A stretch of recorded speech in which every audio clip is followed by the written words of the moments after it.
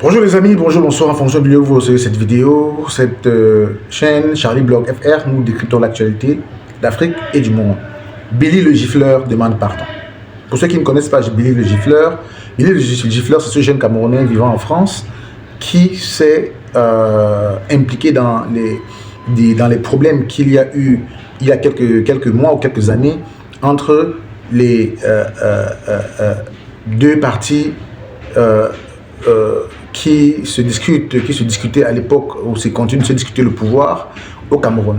Et deux partis politiques, j'entends par là. Ces deux partis politiques se jetaient des invectives et avaient des partisans qui se combattaient, qui se challengeaient et se combattaient entre eux. C'est comme ça que ce jeune homme dynamique et physiquement très brave et fort est sorti du lot pour menacer physiquement les protagonistes de l'autre partie. Ok? On parlait à l'époque, n'est-ce pas, des patriotes, et je pense des sardinards et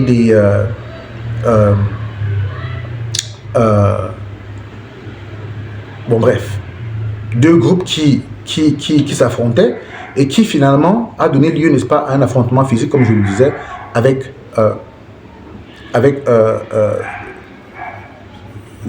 cet homme appelé Billy le gifleur. Et cela lui a valu, n'est-ce pas, d'être chassé de France. Et lorsqu'il est arrivé au Cameroun, il a continué à menacer le principal opposant au régime en place au Cameroun et qui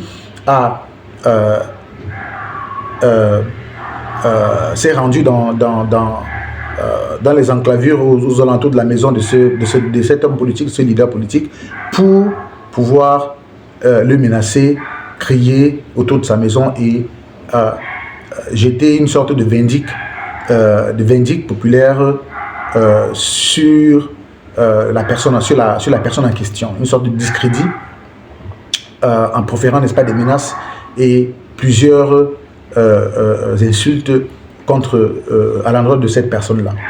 Et donc, selon ce que nous voyons dans les réseaux sociaux, il paraît qu'il a demandé pardon et c'est quelque chose de bien. Quand on fait mal, on devrait demander pardon à un moment donné. Nous apprécions cette attitude et nous l'encourageons dans ce sens. Alors que le pardon soit accepté et qu'il se retrouve à des meilleurs sentiments. Qu'est-ce que vous pensez de cela? Dites-nous en commentaire. Merci.